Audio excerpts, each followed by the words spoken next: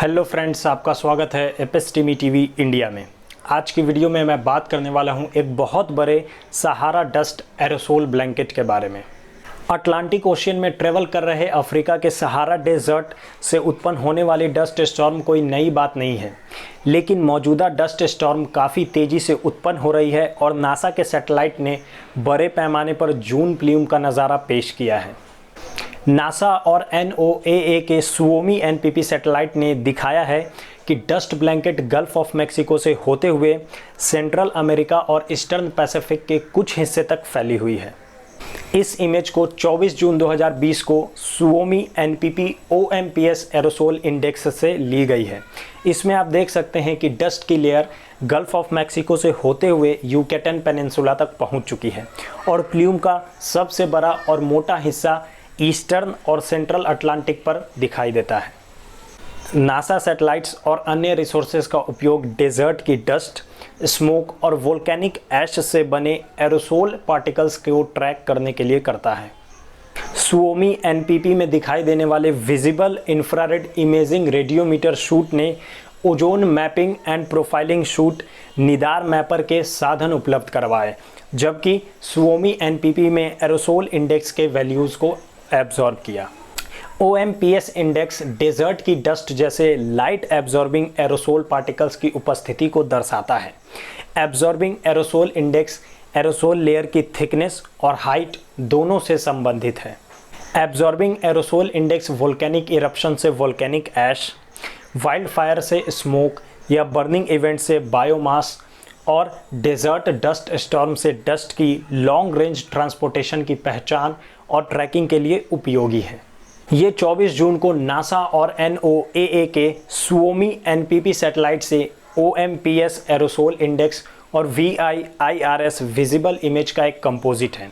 ये इमेज दिखाती है कि डस्ट की लेयर यूकेटन पेनिनसुला और गल्फ ऑफ मैक्सिको के ऊपर पूरी तरह से मूव कर चुकी है।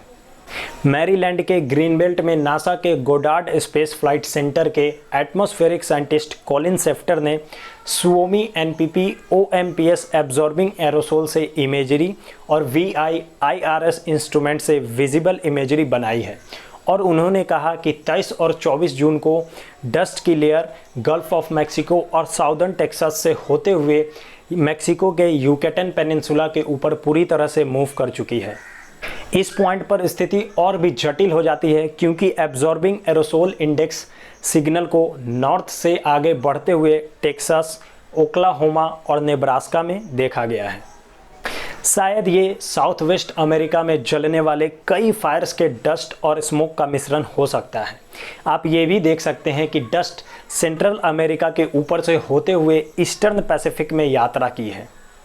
25 जून को नासा और NOAA के सुओमी NPP सैटेलाइट से OMPS एरोसोल इंडेक्स और VIIRS विजिबल इमेजरी को संयोजित करने वाला एक एनिमेशन नासा गोडार्ड में बनाया गया था, जिसमें 15 जून से 25 जून तक सहारा डस्ट क्लाउड को दिखाया गया था और एनिमेशन में अफ्रीका के पश्चिमी तट से कैरिबियन सी में अटलांटिक के ऊपर और गल्फ ऑफ मैक्सिको से गल्फ स्टेट्स में डस्ट के गुच्छे दिखाई दिए हैं।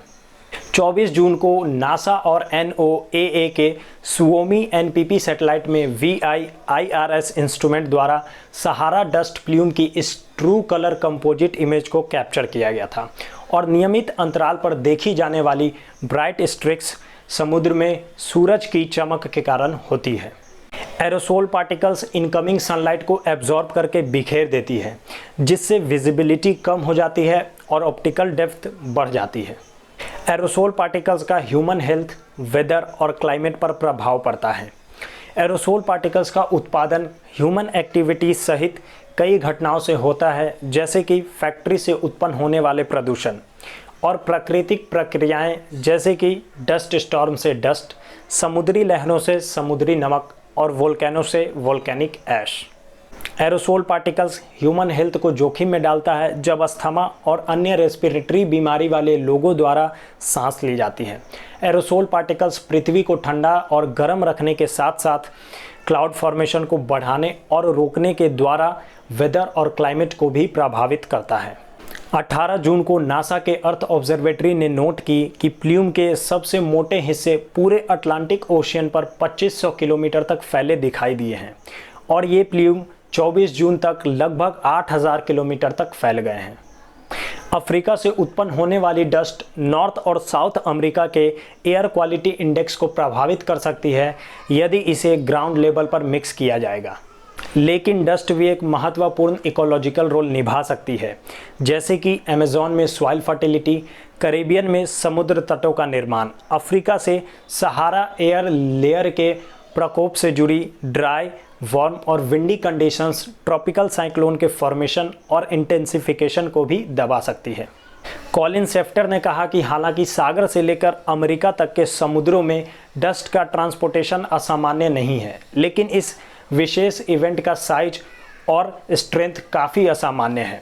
इसके अलावा यदि आप अफ्रीका के तट से दूर देखते हैं तो आप महाद्वीप से आने वाले एक और बड़े बादल को देख सकते हैं, जो पूरे अटलांटिक में यात्रा करने वाले डस्ट की लंबी श्रृंखला को जारी रखता है।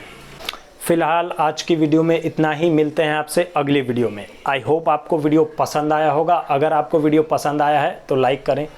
अगर आपका वीडियो के बारे में कोई सुझाव है तो कमेंट करें और चैनल सब्सक्राइब करके बेल आइकन ज़रूर क्लिक करें ताकि आपको आने वाली वीडियो की नोटिफिकेशन मिल जाए। धन्यवाद।